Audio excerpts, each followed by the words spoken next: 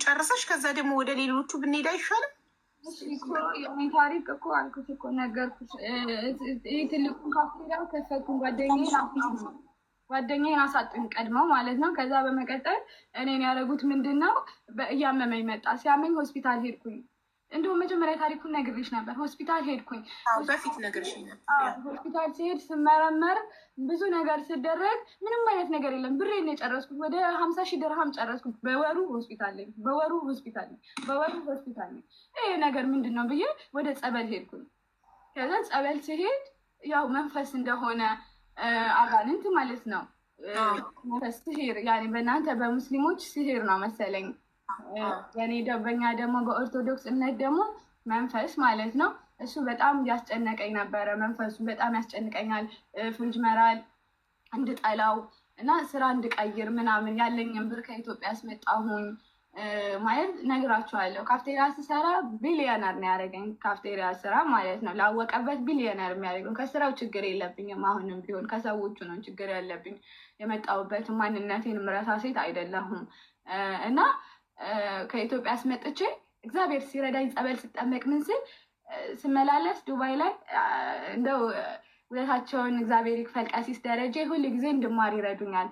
ጸበል ተመልሼ እግዚአብሔር ያልኩት ሰማዕቱ አልኳት። እውነት እንደው ፍሪጅ መናር አስጠግቶኛል። አንቺን የማስከብርበትን ስራ ስጪኝ ስላት ከታች ገና ላይ ጸበል ተጠምቄ ስወድ የሆነ መኪና ቆመ ማለት ነው። ታክሲ እየጠበቅኩኝ ነው። ወዴት ነው የምትሄጂው? ልሸኝሽ ምናምን ሲለኝ ባልና ሚስቶች ናቸው። የት ነው የምትሄጂው ምናምን ሲለኝ ኖ ታክሲ አምወቲንግ ታክሲ ዋሪዩ ምናምን ብዬ እንትን አልኩት። ከዛ ቢዝነስ ካርድ ሰጠኝ። ምናልባት ከፈለግሽኝ አለ ለስራ ኢፍ ዩ ዋንት ኤኒ ቢዝነስ ጀስት ቴክ ዲስ ቢዝነስ ካርድ አለኝ። ኦኬ ምናምን ብዬ ያን ቢዝነስ ካርድ ይዤ መጽሐፍ ቅዱስ ይዛል። መጽሐፍ ቅዱስ ውስጥ ከተትኩትና ከዛ በኋላ ለካ የሰማዕቷ ተልእኮ ነው። ቢዝነስ ካርዱን አወጣውና ሳየው ምንድነው የፐርፊውም የፊት ክሬም ካምፓኒ ነው። ባልና ሚስቶች ናቸው። ከዛ በኋላ ከየት እየተመለስሽ ነው? ድጋሚ ሞል ተገናኘን። የእግዚአብሔርን ታላቅ ድንቅ ስራ ነው። ሲፎራ ሊፕስቲክ ልገዛ ለራሴ ወደ ዱባይ ሞል ሄድኩኝ ማለት ነው። ዱባይ ሞል ሄጅ እነዚህን ሰዎች አየኋቸው። ከዛ በኋላ ድንግጥ አልኩኝና እንዴ ግጥምጥሞች ነው ወይስ ምንድን ነው ምናምን አልኩኝና ከዛ ዩ ጊቭ ሚ ቢፎር ፐርፊውሙ የተቀባው ሽቶ ገና ይጣራል ማለት ነው። ዩ ፐርፊውም ኢዝ ናይስ አልኩት እንደውም ማለት ነው። ከዛ እንዴ አንቺ እኮ ያገኘሁሽ ልጅ ነሽ፣ ማነው ስምሽ ምናምን ሲለኝ ስሜን አልናገርም፣ ትክክለኛ ስሜን ሮዝ ይባላለሁኝ አልኩት ማለት ነው። ሮዝ ይባላለሁኝ ግን ኢፍ ዩ ሃቭ ኤኒ ቢዝነስ ፕሊዝ አይ ሃቭ መኒ አይ ዋንት ስታርት አልኩት ማለት ነው። ከዛ በኋላ ቤተክርስቲያንም እየተመላለስኩኝ ስለነበረ መከራ የበዛ በቃ ስቃይን አበዙት አልኳችሁ። ከዛ በኋላ የካፍቴሪያ ስራ በቃኝ። እንግዲህ እንዴት ነው በአንዴ ነው የወሰንኩት። እኔ 3 ካፍቴሪያ በቀን 4,000 5,000 ድርሃም ገቢ ማገኝ ነው።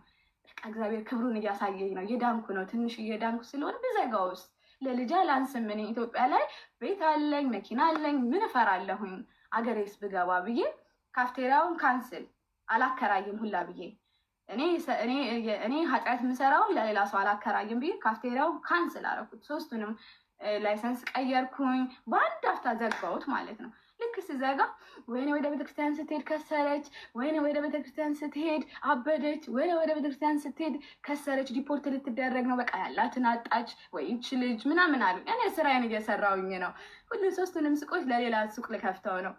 ይሄንን ስራዬን ያው እንደዚህ ስራ ስትጀምሩ ለሰው አታውሩ፣ ኢንዱን አሳዩ፣ ፍጻሜያችሁን በቃ የሆነ ነገር ስትጀምሩ ኮንታክታችሁ ከምንድን ከፈጣሪ ጋር። ፈጣሪ ጅማሬው አንተን የሰጠኸኝ አንተ ፍጻሜን ነው ማሳየት ያለብን። ዝም ማንም አያውቅም። በዝምታ ስራዬን ሰራሁኝ። ምን አደረኩኝ? እነዚህን ሰዎች በጥሩ እኔ ባህሪ አለኝ፣ ትሁት ነኝ። ሲጀመር ሲፈጥረኝም ምንም አይነት እንዳለኝ እንኳን ሆኜ አላውቅም። አንገቴን ገፍቼ እኔ ጋር የሰሩ ሴቶች ይናገራሉ። አገራቸው ላይ ቤት ነው የሰሩት። እነዚህ ጠላቶቼ ሲመጡብኝ ምን አደረጉ?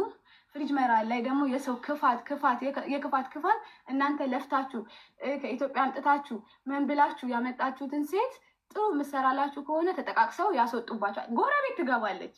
ይህ ማለት ሰብአዊነት የለም፣ ክፋት። እሷ ተቆንጣ ኖ እንደዚህማ የሀበሻ ባህል አይደለም፣ እንዴት ከእሷ ቤት ወጥተሽ እንዴት እዚህ ይገባል ነው የሚባለው እኛ ሀገር። እኔ ሳቅ ማለት ነው። እኔ ተቆንጥጬ ያደግኩኝ ነኝ። እንደዛ እያመጡ ሴቶቼን ሁሉ ያወጡብኛል። ሴት ከዚህ በኋላ አልቀጥርም፣ ብቻዬን ጀግና ነኝ እኔ። ከሰሌን እያርገበገብኩኝ ሺሻዬን እየሰራሁኝ ከስተመር በሽን ያለኝ እኔ ምንም የሚያሳስበኝ ነገር የለም። ባለ ሀብት ብትሉ እኔ ቤት ነው የሚመጣው እንዳለ በቃም ብለስድ ሌዲ ያኔ እና በዚህ በጣም ይቀኑብኝ ነበረ። በጣም ይቀኑብኛል። ሴቴን ያስወጡብኛል። ሴቶቹ ወጥተው ደግሞ ጀንጅነዋቸው ሌላ ስም እንዲያወሩብኝ ያደርጋሉ። በቃ ልባቸው ክፉ ነው። ልበ ክፉ ናቸው። የአንቺን ርዝቅ መውሰድ ይፈልጋሉ። አንቺ ጋር 1000 ብር የምትሰራልኝ ሴት ካገኘች ያችን ሴት በዚህ በዛ በከስተመር አድርገው በዚህ አድርገው ያስወጡ። አንዷ ሮዛ እና ራሄል የሚባሉ ሶስቱ ምን አረጉ? ይህንን ሱቅ ከፈትኩኝ። ልብስ ቤት ከፈትኩኝ፣ ሽቶ ቤት ከፈትኩኝ፣ ክሬም የፊት ክሬሞችን በጣም በዛ ስራ እንደውም ሰክሰስፉል ነኝ ማለት ነው። ያንን ስከፍት ምን አረጉብኝ? መጀመሪያ የተጋለጠው ነው የምላቸው እኔ እንድጠረጥር ያነቃኝ ማለት ነው። ምን አረጉ? ሱዳኔ ልከው እንዳለ በደም ልብሱን እንዳለ በደም መጣና መጀመሪያ እንዳለ በእንደዚህ በያዘው የሆነ ነገር ይዟል። ደብቆ ነው እንደዚህ የመጣው ማለት ነው። ደብቆ መጥቶ እንዳለ በደም ረጨው። እኔ ደግሞ ከጅሩ ተመልሼ እምነት ጸበል አለኝ። በስመ አብ ወወልድ ወመንፈስ ቅዱስ አልኩኝና አርጋኖን አነበብኩኝና ማነህ ምንድን ነህ ያኔ ቁጥሩ አለኝ የተጻጻፍንበት ነገር አለ።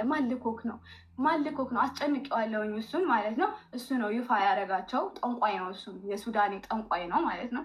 በአርጋኖ እንደዚህ እንትን ብዬ እነሹ ሰዊ እዛ ደም ይሰጡኛል እነሹ ሰዊ ምናምን ሲል እኔ ከኔ ጋር ያለው እናቴ ሰማዕቷ በትልቁ ነው ሱቄ ያለችው። ከኔ ጋር ያለው አይተኛም።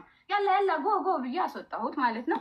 ከዛ በኋላ በትግል በሰማዕቷ ጋር እየተነጋገርኩኝ ሰማዕቷ አጋጭልኝ፣ ይሄ ሰውዬ ማን ነው አጋጭልኝ። ሮዛ ሺና እቺ ሃናን ማለት ነው እና ራሄል ሶስቱ በመሆን ይሄን ሱዳን የላኩ ናቸው። ለስንት ሰው ሰለባ የሆኑ ናቸው። በየወሩ የገብርኤል ዝክር እያሉ ማለት ነው። በየወሩ ዝክር እያሉ የፍሪጅ መራልን ሰው ምግብ ያበላሉ። እንዳለ ምግቡ በመተት ነው ያለው። ከነሱ ጋር ህብር እንዲሆኑ ማለት ነው። መተት ነው የሚመትቱት። ብዙ ጊዜ እናገራለሁኝ እኔ እንደዚህ ዝክር ተብሎ እንዴት ነው በየወሩ ቤተክርስቲያን? እኔ ጥሪ ሳደርግ ቤተክርስቲያን አትመጣም። ለምን ቤተክርስቲያን አንድ ቀን ተጋፈጥኳት። ለምን ቤተክርስቲያን አትመጭም? ኖ እኛ ቤተክርስቲያን የምንሄደው ኢትዮጵያ ሀገራችን ነው። እንዴ ክርስትና እኮ የትም ሀገር ቢካሄድ እኮ ክርስትና አለ።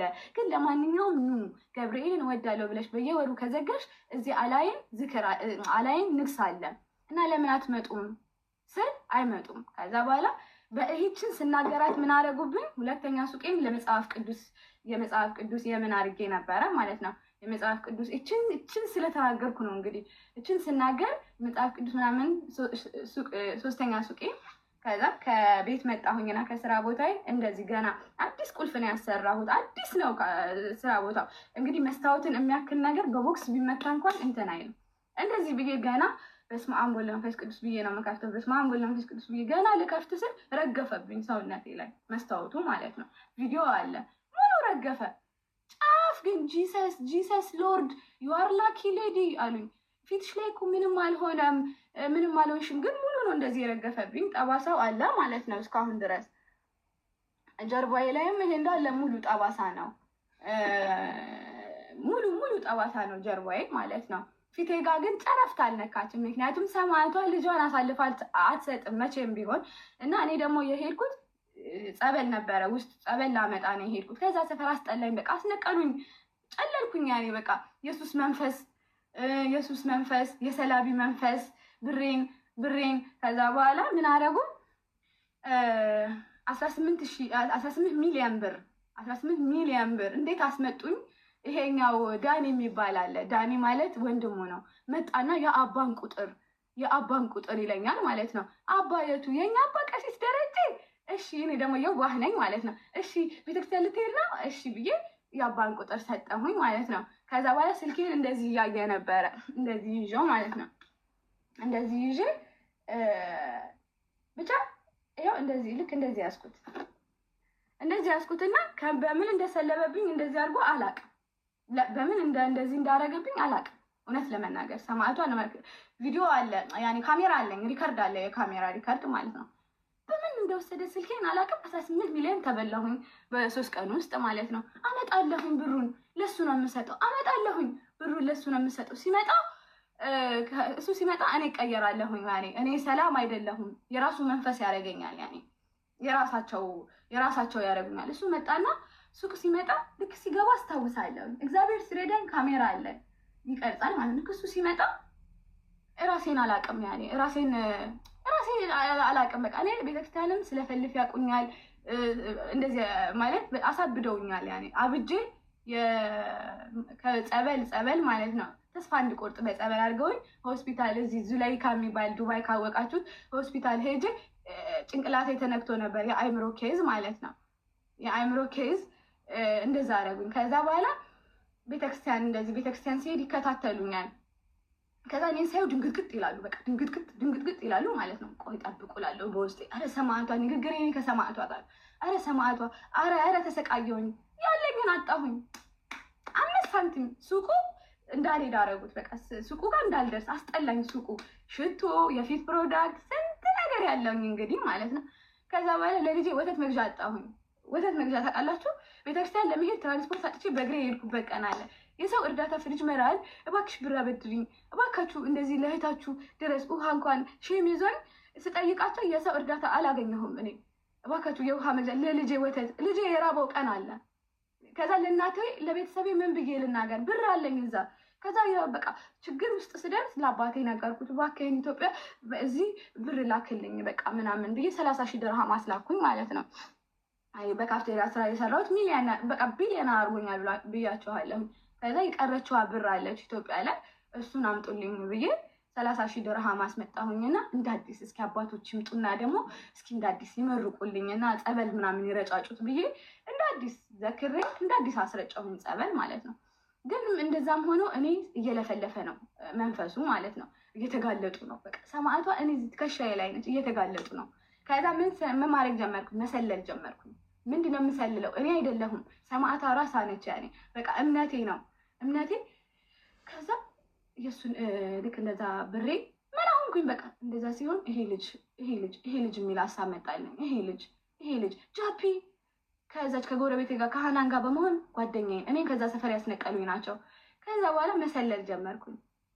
መሰለል ስላችሁ እኔ አይደለሁም ሰማዕቷ እምነቴ ነው። ሰማዕቷ እያዘዘችኝ ነው መንገዱን የምትመራኝ እንጂ እኔ እውቀት ኖሮኝ አይደለም።